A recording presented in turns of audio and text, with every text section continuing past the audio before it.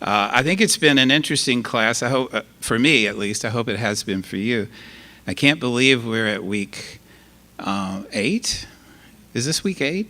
Yeah. So there it is. You can see what we've done here. We started with ritual, or rites of passage, then the medicine wheel, and then these various thinkers, and they're an eclectic group.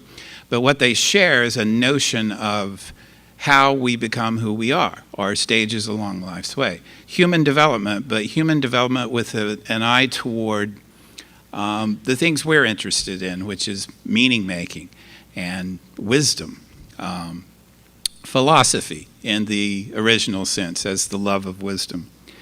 So that's who we've gone through.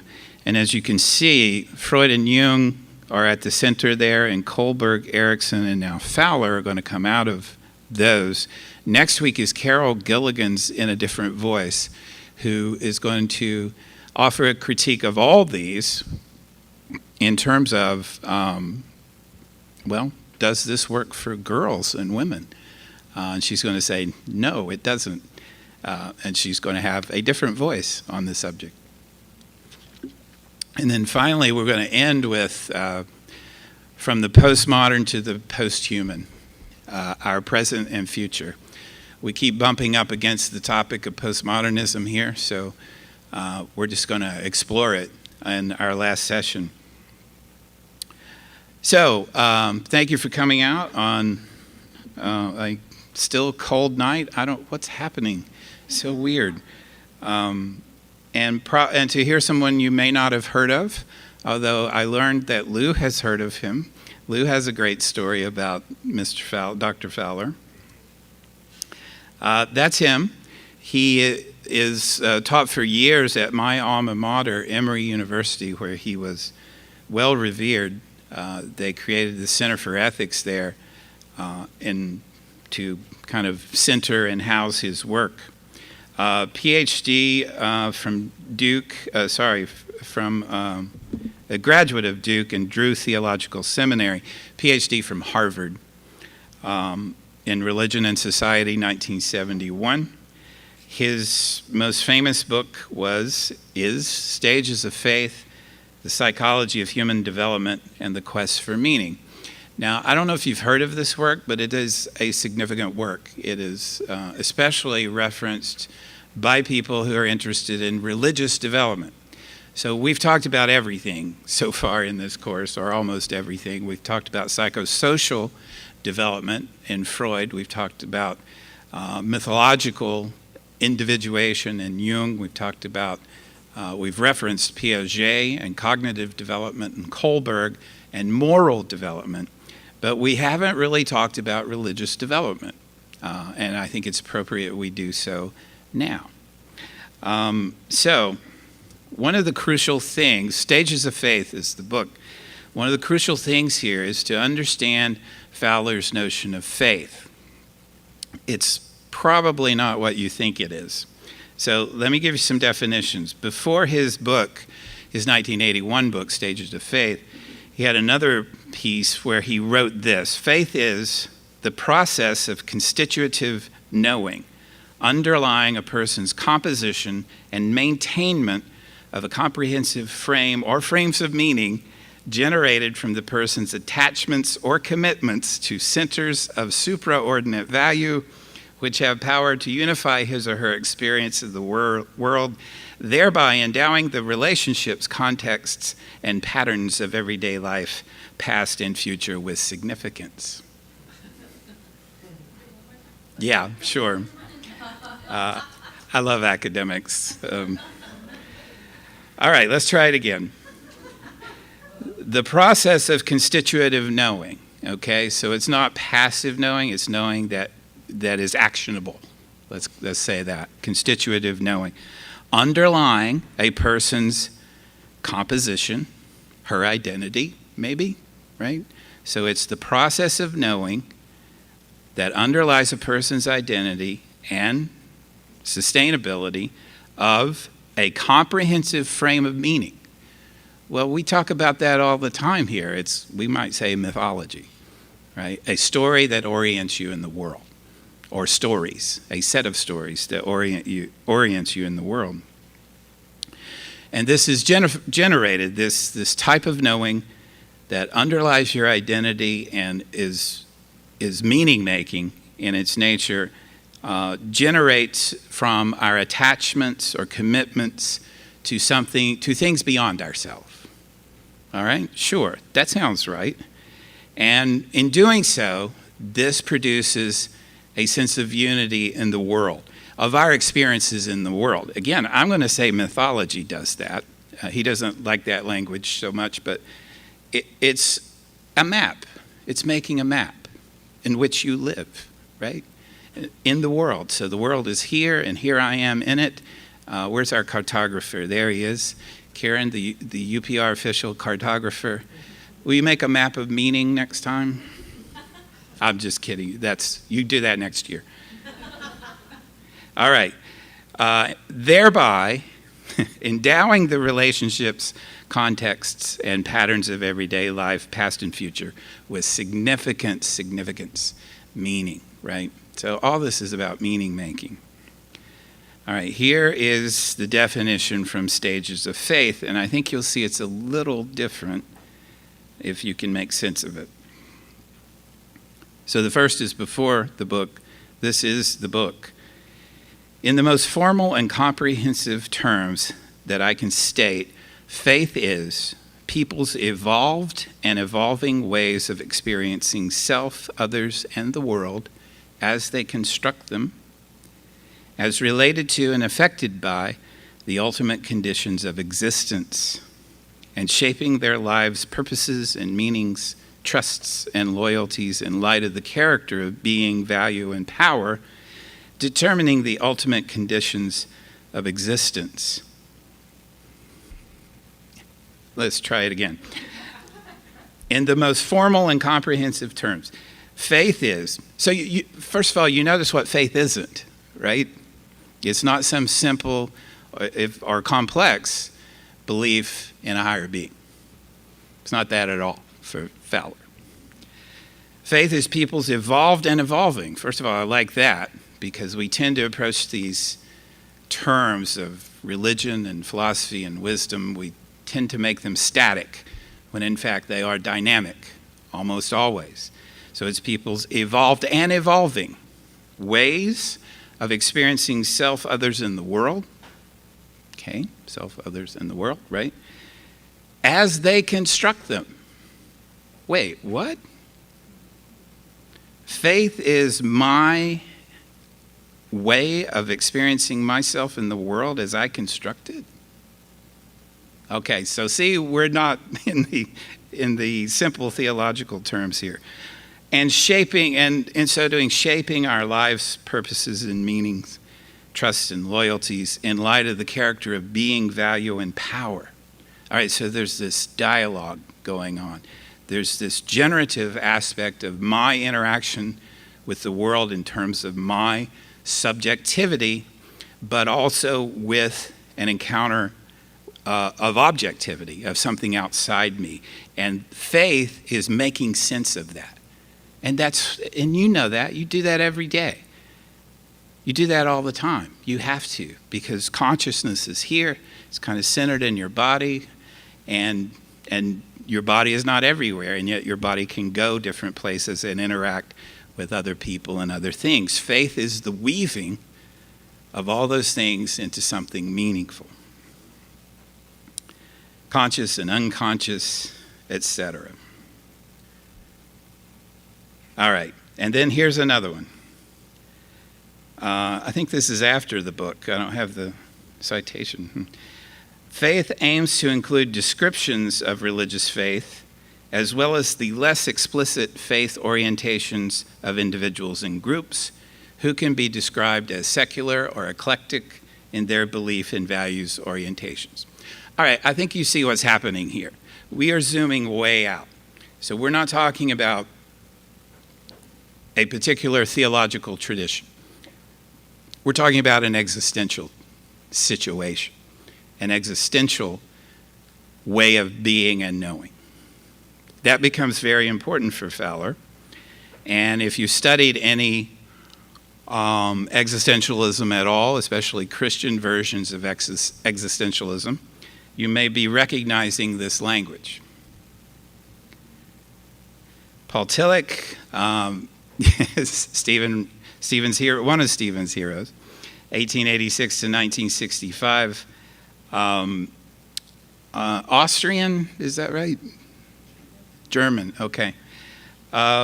Really interested in Christianity and culture, noted for saying that God is the ground of our being. So Tillich's an existentialist theologian. He's informed by Nietzsche and Kierkegaard. And so he's right in line with Fowler. In fact, Fowler is basing his notion of faith on Tillich to a large degree. Religion is that which is of ultimate concern. Well, what can be of ultimate concern? Lots of things. Your lover, your job, your favorite team. All these things, if you attach ultimate concern to them, they are your religion. And if you just zoom out and take that as the definition of religion, it changes the whole public discourse on religion, doesn't it? It drives me crazy to hear, well, it drives me crazy to watch anything on TV, but these facile notions of religion that people throw around, just, I don't know what the point of arguing about them is, because that's not what religion is. Religion is more like this. It is existential in nature, or it's not much of a religion. Right? If it doesn't affect your life, your being here and now, what's the point of the religion? I guess one point would be to argue about it on Twitter. That seems to work. Religion is the depth dimension of culture. Now, I have to say that Tillich has informed most of my work in this sense, in that Christianity and culture, religion and culture are not separate. H. Richard Niebuhr has a great book called Christ and Culture, because that had been, and I guess still is to some degree, a crucial issue in Christianity since Augustine, who said in City of God that, well, I don't want to get into City of God too much because we'll never leave, but the fall of Rome was imminent. St. Augustine had identified Christianity with Rome for good reason since 313, because it was the official religion of Rome. Augustine has to rethink his whole orientation as the Visigoths come over the wall. Well, if Christianity isn't here in Rome, in this established, not just government, but empire, then where is it? It's in heaven. It's the city of God. And therefore, we Christians, he says, are resident aliens. We don't belong here. We don't have papers here in this world. We belong in another world. And so the challenge then is to learn how to live in a world in which you're an alien and to which you do not belong, nor do you aspire. And this is the source of many criticisms of Christianity that call it too otherworldly. And so the criticism would be many Christians are not as concerned about stewardship, for example, of this world, right? Because this world isn't real. This is the world where you're just temporary, you're just passing through. I don't think that's a valid criticism for what it's worth. There are plenty of Christians who believe the opposite, that they are, because of their faith, default stewards of the earth. But the point being that from Augustine on, there was this conflict between Christianity and culture. And to participate in one was to deny the other. I grew up like this in the hills of Tennessee in my Southern Baptist heritage. I remember the phrase, "Don't be of the world." I didn't know how do you not be of the world? But of course, that the point was Augustine's point. You don't wed yourself to this world because it's not your home, ultimately. And so what that does is create this incredible tension. right? And it gets expressed, for example, in Christian fundamentalism, and in other fundamentalisms, by the way. This sense that this world is not worthy of your devotion, or at least your connection, your embeddedness. It's not worthy. And so you must diminish, at the very least, diminish this world. Tillich is different from that. He believes that religion is the deepest strata of culture. Go down into culture as far as you can go, and that's the religion. That is religion. It's the depth dimension of culture. And I think that's right. Because I think, quite simply, religion is what you believe. And if you want to know, and I don't care what the content of that belief is, it may be the belief that that the Cavaliers are going to beat the Warriors. Frankly, I think that's a lot of people's religion, is sports now. We should do a series on that, religion and sport.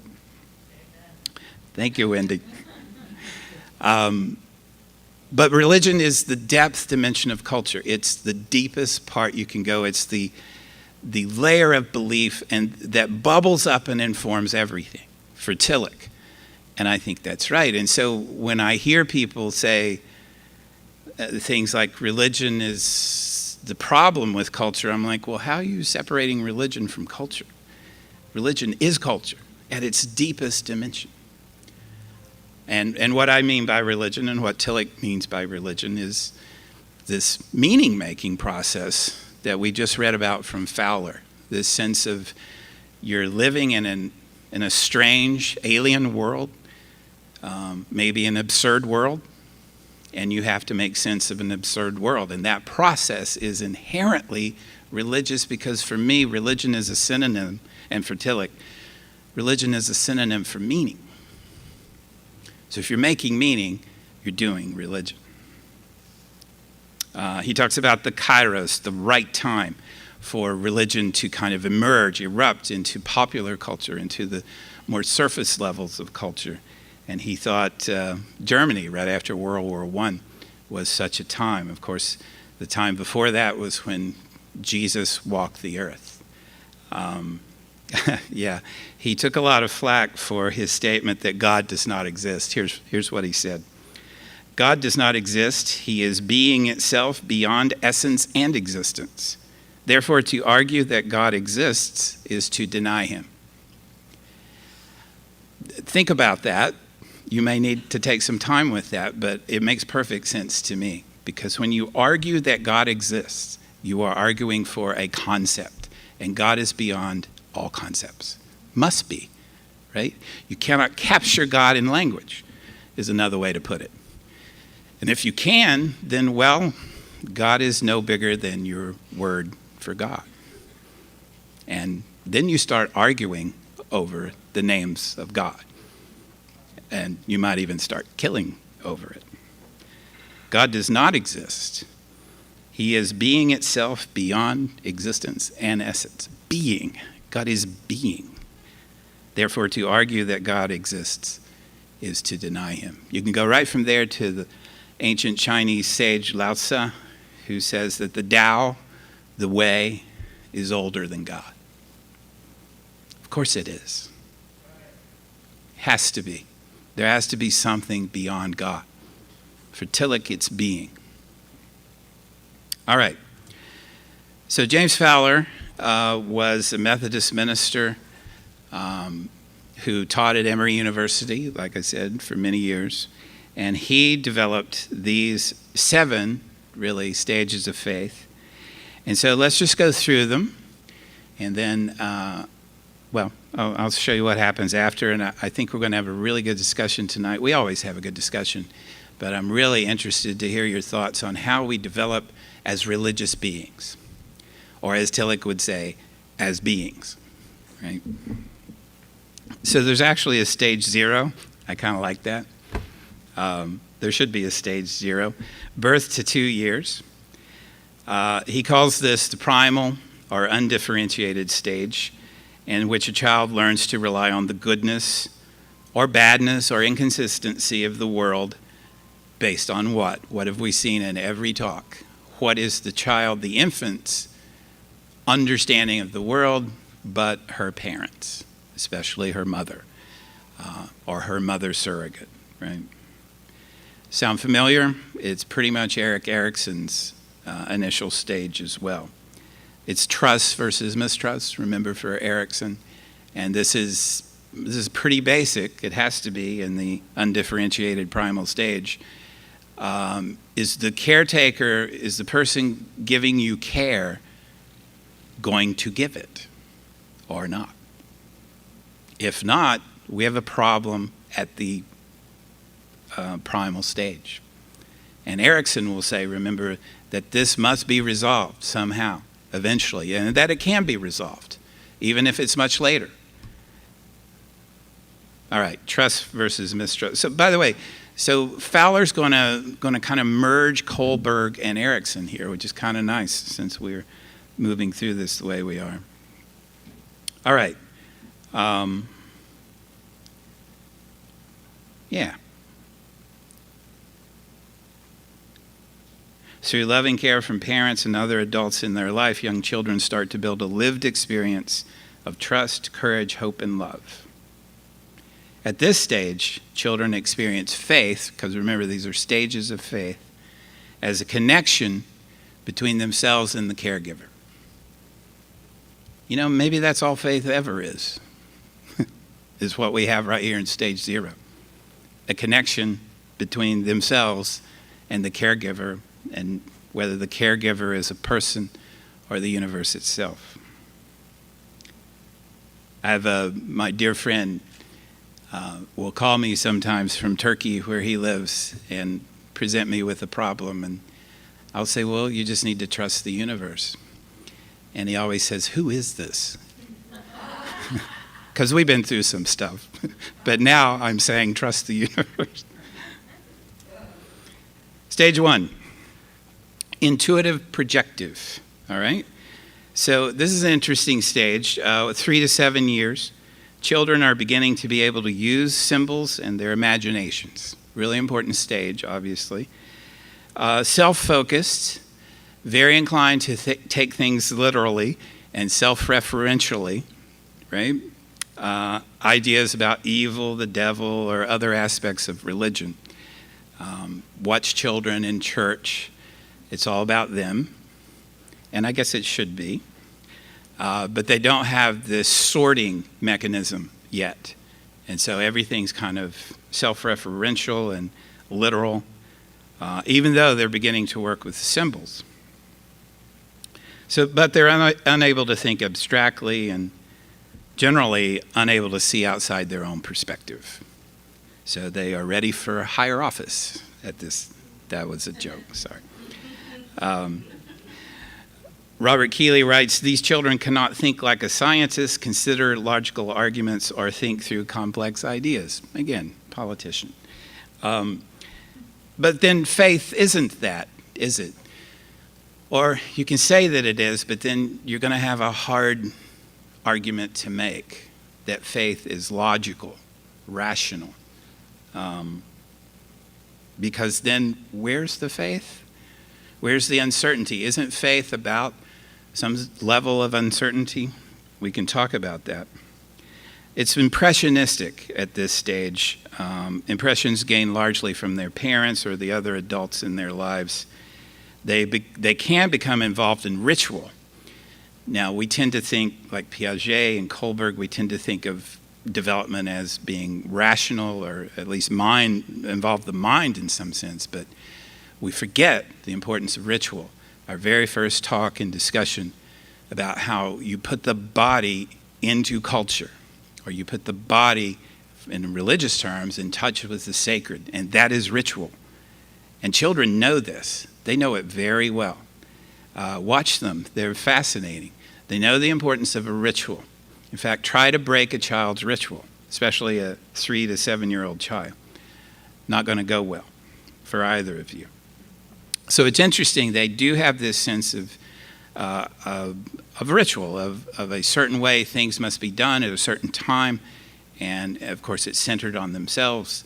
But that's okay. That's what ritual does. And that this is important. Now, they can't articulate it, nor should they have to, but ritual. I think that's one of Fowler's most interesting insights, is that children know ritual much earlier than we think they do. Stage 2, 6 to 12 years, school age. Fowler calls it the mythic literal stage. Information now gets stored, transmitted through stories. So appropriately, the mythic stage. These stories are fairly literal and concrete still, but they are stories now. So there's a narrative involved. There's a sense of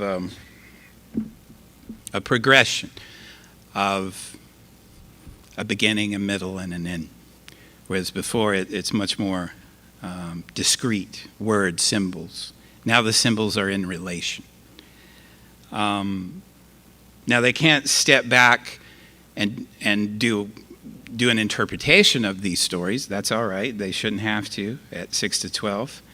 But there is, interestingly, again, this is from Kohlberg, there's a sense of justice and fairness emerging. In fact, that's what a lot of the stories are about, aren't they?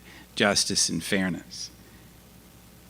Fowler says a few people remain in this stage all their lives.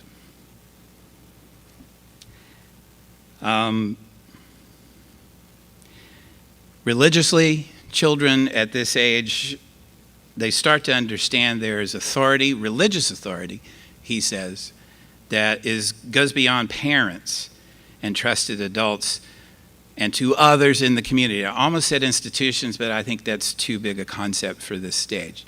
Just other people. So they can go to church, they can go to temple, and they can see, oh, these people are doing this, and they have some sort of authority, along with my parents and the other adults in my life. Children begin, Fowler says, at this stage to think about their faith. Faith becomes the stories they tell and the rituals they practice. All right, stage 3. Adolescence to early adulthood. Again, Fowler says some people never get out of this stage. He calls it the synthetic conventional stage, in which people believe without having critically examined their beliefs. Right? We know this. We've been there. Maybe we are there. You just want to state things. You don't want to examine the things. You don't want to defend the things you're stating. But it's important to state them. It's a ritual in itself, I would say. I don't know that Fowler puts it this way, but it's a ritual in itself to say, yes, I believe that. Because you immediately are part of a community when you do that. And all you have to do is say it. You know, this is the basis of Islam, by the way, and why it spreads so easily, is all you have to do is say it. There is no God but Allah, and Muhammad is his messenger. Done. Right? There might be a few other things after that, by the way. There's a strong sense of group identity here. This is sociology now. Moves from psychology to sociology. To question, and they're not open to questioning because to question is to question the group, and therefore it is to question your identity, right? So you may have heard me talk about teaching at this small Methodist college in Alabama, and they required Bible of all students. And I said, please don't do that. Please, that's a terrible idea. Because, you know, the people who wanted that to happen thought it was a kind of, you know, group reinforcement, when in fact it was college. So it wasn't that at all. It was scholarship of the Bible. And so it produced this sharp break with the students and resistance among the students. And it wasn't their fault. Because when I would walk into a Bible class and say, well, you know, we really don't have these texts, and the texts we do have are copies of copies of copies, and they're pretty clearly problematic, I was basically saying that what their grandparents had taught them was a lie. There was just no way around that. because of these stages of faith, right? So I was trying to get them out of one stage and into another in a one-semester course on the Bible. Was not going to happen. Actually, it kind of did happen. At least you could plant the seeds. And I have dear friends who were in those classes even now. But it was hard. It was hard for me. It was harder for them. I was often called the Antichrist. And anyway, maybe I was, you know. It's why we love you. Thank you. Me and Ozzy, we got so much in common. All right, so now that the simple stories and rituals get a little more depth in them, and that depth is in the form of ethics or morals. So you begin to use the stories now as you develop in your faith.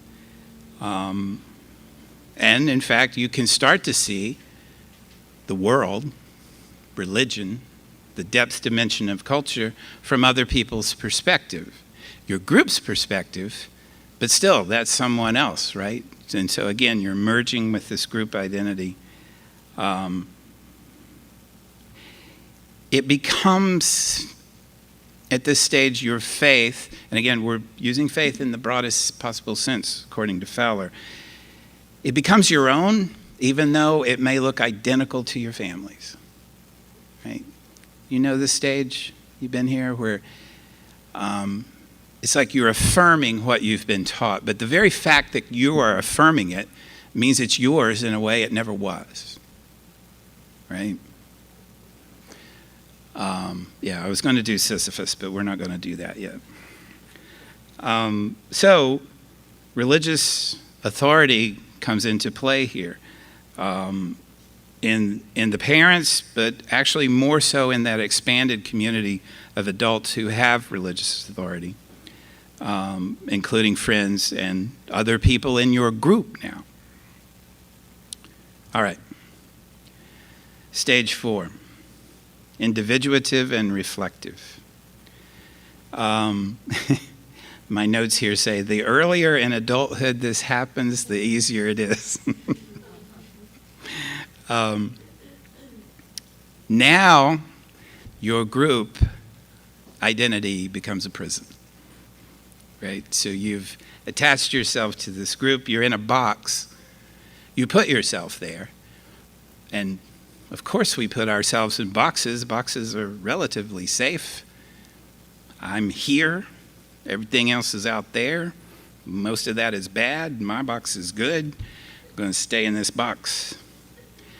But then living in a box is living in a freaking box. It's not living. And so you begin to see and you begin to ask questions. You see contradictions in your communities, your group's beliefs. This is very painful. Old ideas that you grew up with. You might take Professor Salyer's New Testament class and hear about the Bible. You might think he's the Antichrist, but then you can't stop asking those questions he asks you to ask. Some people give up on faith, reject faith at this point. But this, as I think most of this group would agree, it's also an important stage of growth. So this is the dissonance that comes with real questioning. And let's be honest, again, as Fowler says, you don't have to progress through these stages. And many people don't. Many people I grew up with don't. And, you know, that's okay. That's their life. But I know it's true of many of you that you come from homes or places where people locked in and stopped questioning, stopped looking for answers and stopped hearing the questions. And that's okay for their life, but what happens when you have to keep asking the questions and keep seeking for answers? You are inherently a threat to these people who were your group, where you got cookies, and now you don't get any more cookies. because you're asking uncomfortable questions. Um,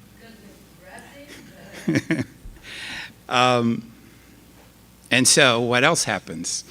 You start to question the authority structures that had created the group in the first place, the church, the temple, the mosque, etc.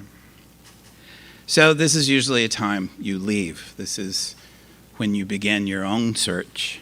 And, you may come back. A lot of people come back. A lot of people come back to that original faith, and I mean faith in a narrow sense here, Presbyterianism, Catholicism, whatever. They come back to that, renewed very often, having been on a quest, on a journey. They can now see perhaps deeper into that tradition and see it as more than a box, but as perhaps a depth dimension of culture. This is the existential moment where the journey becomes yours. You're no longer relying on anyone else. You must find your own way.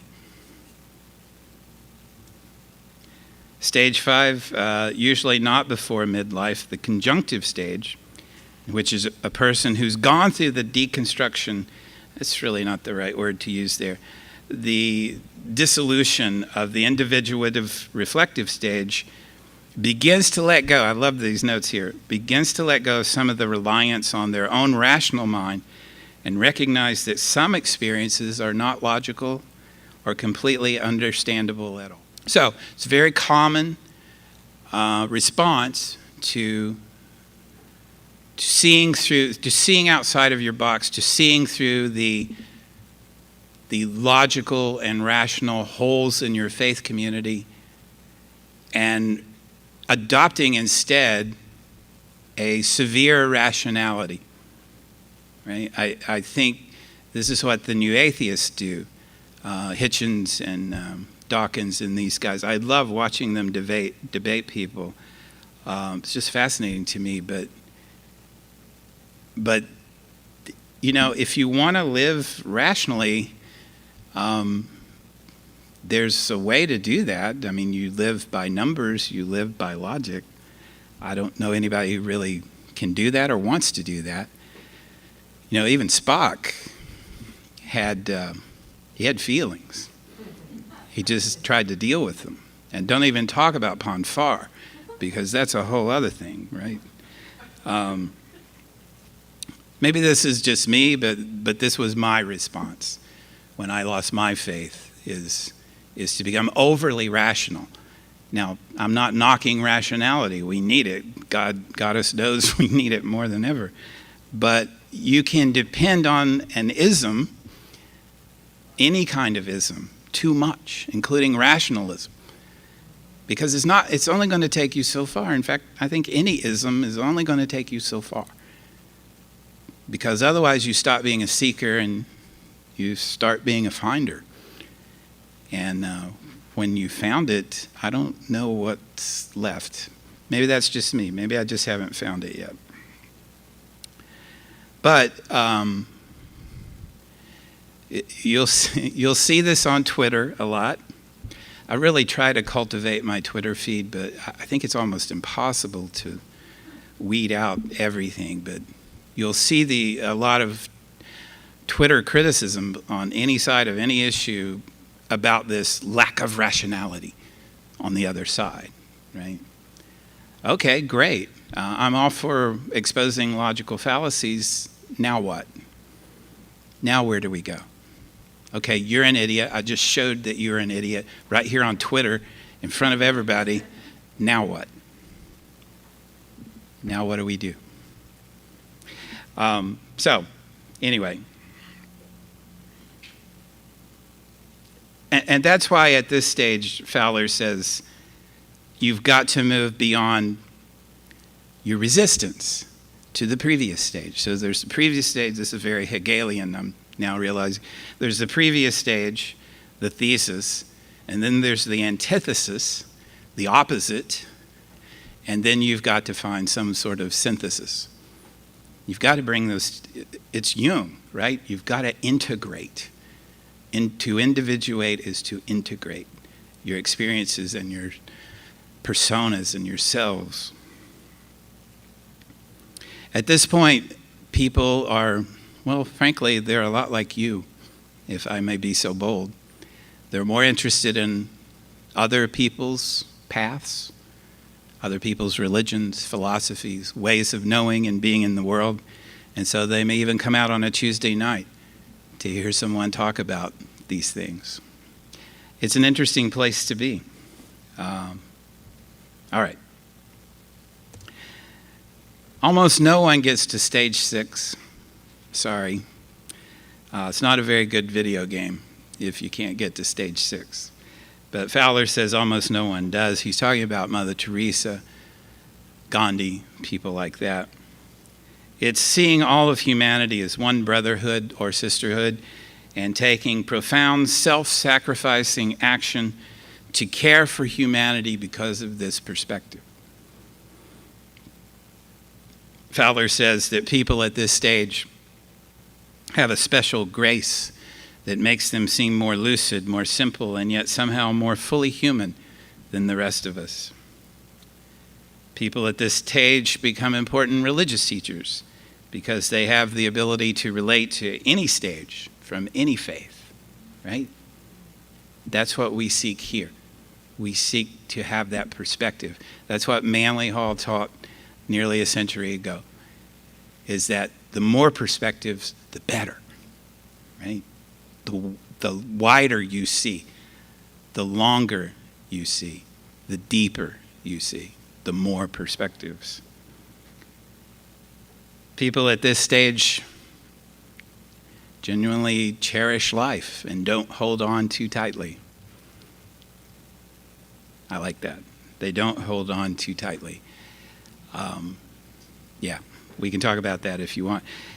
They put their faith in action, and so they do not withdraw from the world. They are, in fact, part of the resistance to tyranny and anything that promotes inauthenticity. They will work against that. Their faith is not simply cerebral or internal. It is, they put their body into action at this stage. Again, almost no one gets here. Karen might be here. I don't know. All right. So around the time that Fowler was writing, there was another person who was saying some very similar things. I don't know if you know this person, M. Scott Peck. Does that sound familiar? Wrote a book called The Road Less Traveled and The Different Drum. And I happened to be working at a community mental health center when this book came out, and it was all the rage. And it was really profound because it was, well, because he was integrative and interdisciplinary. He was culling insights from Buddhism and Hinduism and Christianity and talking about the American, in particular, the American stages along life's way. And so you can pretty much map these onto Fowler. And so Fowler had 6 or 7, and basically these map pretty clearly onto that chaotic antisocial. All right, that's chaos is an infant. Antisocial is a 2. Formal, institutional, rules-based, skeptic, individual, mystical, communal, right? So, and Peck's special insight, I think, or at least what resonated among my group when we were reading it, was that you could go backwards, you could regress, or you could never get out of the chaotic antisocial stage, right? People in stage 1 are self-centered, find themselves in trouble due to their unprincipled living. I'm looking at you, 2-year-old. You need to get your stuff together. If they do end up converting to the next stage, it's often very dramatic. Kierkegaard would call this the aesthetic stage, if you remember. Very dramatic, very stirring up a lot of things as he does in stages on life's way. Formal institutional. At this stage, people rely on some sort of institution, such as just church, to give them stability. I was living in Tennessee at this time, my home state, and I'm like, oh my God, of course. I grew up across the street from a Baptist church. If you've ever lived in the South, the church, Protestantism in particular, is in the air and water. It's part of the culture. It's so woven into the culture you can't really separate the threads. And so they become attached to this institutional way of being and knowing, and to threaten the institution in any way is to threaten their identity. Skeptic individual. And so, okay, those who break out of the formal institutional stage start questioning and may reject utterly the previous stage or just leave it alone. Usually, you don't just leave it alone. That requires a certain level of maturity that is usually not available at this stage. I know it wasn't for me. You have to vociferously reject the previous stage. You can't just say, that's not working for me anymore. You have to deny it. And then finally, the mystical communal stage, where, again, and this is like the epigenetic principle of Piaget and Kohlberg and all these other psychologists, is that every stage contributes to your identity, to how you become who you are. And so the mystical communal stage involves looking back over those stages and seeing where you've come from and understanding that that's a part of you, even if you reject it. Again, this is Jung, integration, individuation. And to understand that life can be paradoxical and full of mystery. That's a hard place to get to, isn't it? Hard place to get. I think I'm getting there, but I think it's because I'm just so tired. So I'm like, yeah, okay, I don't know. That's a paradox. I'm just being a little dramatic. Kierkegaard said, paradox is not a concession, it's a category. And frankly, that's how we live. And this is the failure of the overly rational mind, right? Is you cannot let a paradox stand if you're overly rational. But in fact, paradox is not a concession. It's a way of being and knowing. And so when you're here at this stage, you recognize the power and virtue of community, of this, right? Of being able to share your path with other people, even if they're on different paths. At least you're at the point where you can talk about the paths you're on. And that's a great blessing, a wonderful grace. And so I wanted to give you a world religions perspective on this because that's what I teach a lot. And I would start by saying that, well, let me just do the world religions perspective.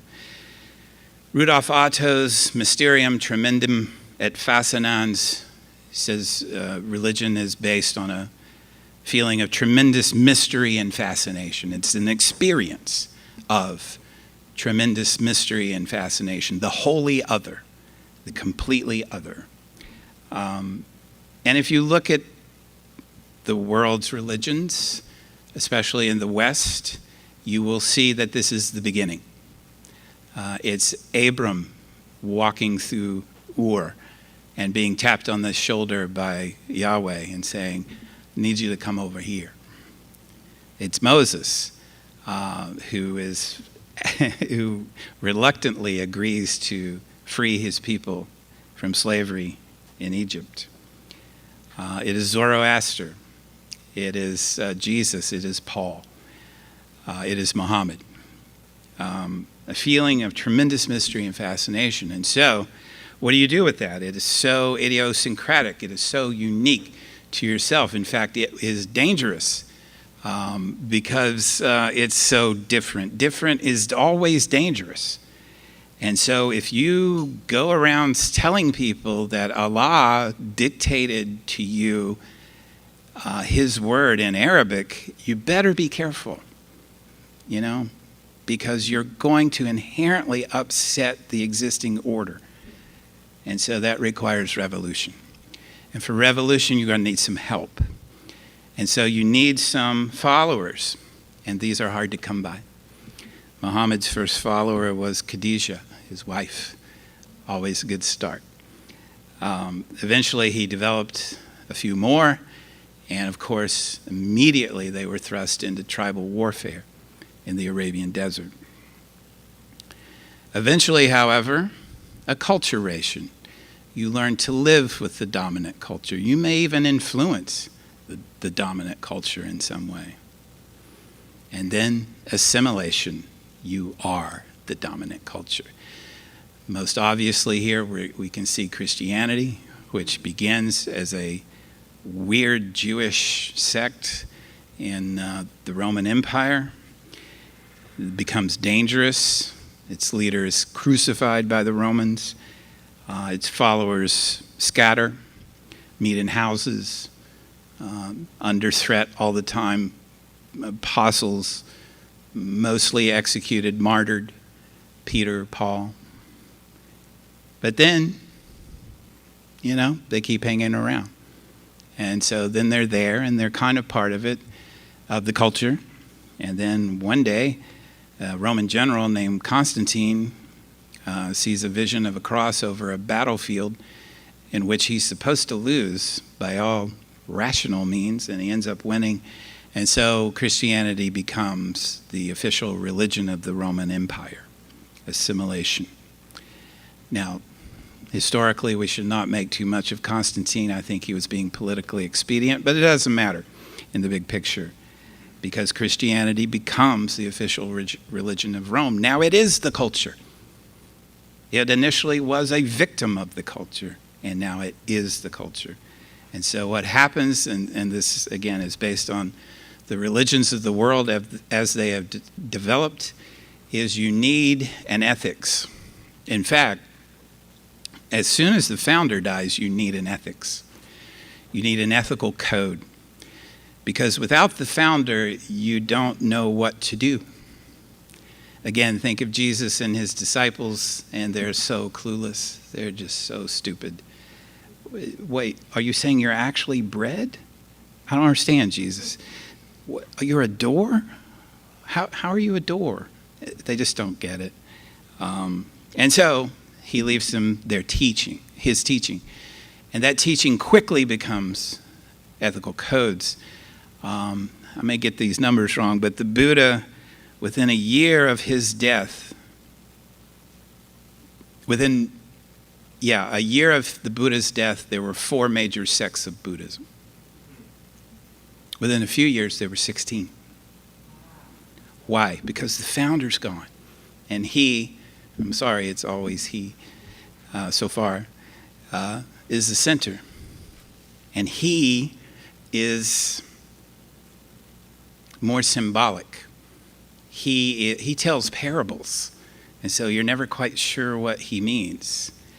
But without that teaching, you need thou shalt and thou shalt not. That's what you've got to have. And that develops. And then, of course, once you're at the assimilation stage in culture, then those ethics become law. And pretty soon, culture is the religion. And there are people in this country who would love for that to happen with Christianity right now. And they have always been in this country, by the way. It's always been a tension in America as to whether it's a theocracy or a democracy. Anyway, enough of that. And then pretty soon, sometimes, maybe often, what follows is colonization. If you have the truth, and if you have the culture, then you might as well take what's left, right? Especially if you have the power, all right? So, James Fowler, Stages of Faith, thank you for your attention.